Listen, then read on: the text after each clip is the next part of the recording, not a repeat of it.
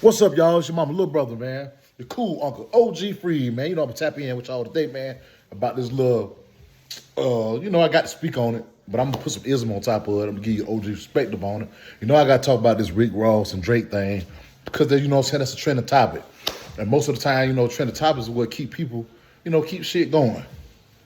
But I'm going to break it down in a different type of level because you had some people that thought that, Drake mentioned Rick Ross first. But what y'all don't realize is that what happened was Drake, Rick Ross, and French Montana all had a song together on his album, on French album. And Drake put out a cease and desist order on the feature. You feel me? So just imagine how big that feature would have been with Drake on it. You feel me? We just being real. I ain't taking over Drake or either here or there. This shit is just entertainment to me. I'm just giving my perspective. Drake is a hot pop artist. You feel me? So him being on the track automatically, that boosts your shit up. Just being real. We look at the scoreboard, you feel what I'm saying, as far as, who the hits. Man got this much, the man tied with Michael Jackson. You hear me? So we got to respect that part. Whether he wrote his raps or not. At the end of the day, he's an entertainer. Just like really everybody else here is in the rap game, that most of them become entertainers. And once you become an entertainer, that's a different type of money. You feel me? Once you become an entertainer, so that's why I try to separate the entertainment from, the real reality. You really can't mix the street shit with the entertainment shit because I'm starting to learn that as I go. You feel me? So at all that going on, an example of that is, like, if you used to put, let's use an example to say, you would consider Rick Ross like a top street rap artist. You would consider him a street artist. And you have an artist like Drake, who you consider like a pop artist. Rose, you ain't doing this. It's all about the money. So since it's all about the money, if you was to do it like that, then Rick Ross would be worth $150 million. Drake would be worth $250 million, and he get a salary like $70 million a year, some shit like that. You hear me? If you take, and just in comparisons, like Moneybagg Yo, they got his net worth at $4 million. I don't know, what I'm saying? I'm just going by the numbers that you read on the web. He worth $4 million. If you take an artist, we ain't gonna say Moneybagg. Just say an artist like, also we're gonna throw French Montana in that end. Let's throw French Montana now. Okay. Most of this, he got a little street artist. He probably got like a little pop appeal a little bit. French probably worth about $35 million. But then you have artists like Travis Scott worth $80 million.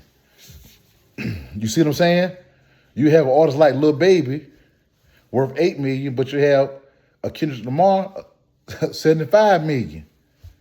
NBA YoungBoy a 10 ball, but you have J. Cole a $60 million. Or better yet, somebody like Lil Wayne, because Lil Wayne popped too, that's $170 million. You see what I'm saying? So to me, just from an OG perspective, I'm looking at it like the guys, you got 21 Savage and Future, they in the middle because they make world music. It's going to world music, y'all. Afrobeat's taking over. So you got to look at the artist who's really eating off the music. Rick Ross he worth $150 million in his bag, but most of his bag come off the wing stops in his business investment, not rap. Drake started out as an entertainer, so most of his stuff, he come off entertainment. And basically, he came in through Southern hospitality with Jay Prince, Wayne, that whole little family right there. He didn't come in from New York. He came in from the South and was extended Southern hospitality, so to say.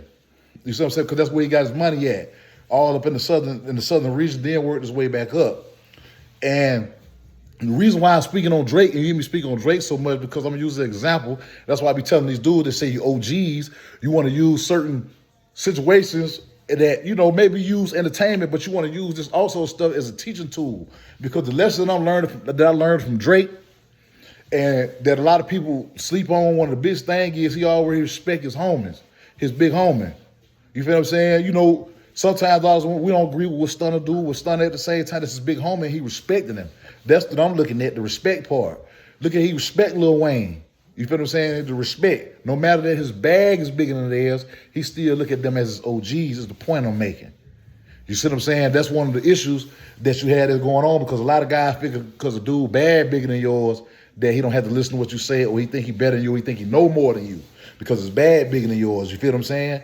You know, you can take the game that I give you and take it to the next level and add on to it. But at the end of the day, you know what I'm saying, you got to give homage to the person who woke you up. You feel what I'm saying? And the man come in, work ethic. He got the work ethic all Wayne. Just look at that, y'all. If you really was to pay attention, like Drake was tied on all them contracts. He worked his way out them contracts by the same work ethic that he learned that from hanging around Lil Wayne. Because everybody knows Lil Wayne was the mixtape king, so he learned the work ethic. As you can see, you know, he being a product of, you know, the dude he around. Look at the work ethic Lil Wayne had and look at the work ethic Drake got. He has the work ethic. So basically work this way out of contract, pay everybody he owe, and still pay everybody he owe, fulfill my contracts, and I'm still worth more than these niggas. You feel what I'm saying? That's work ethic. That's an entertainer.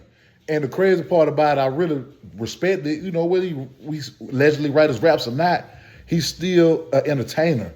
He's never been like a street dude trying to portray to be street or none of that shit. You hear me?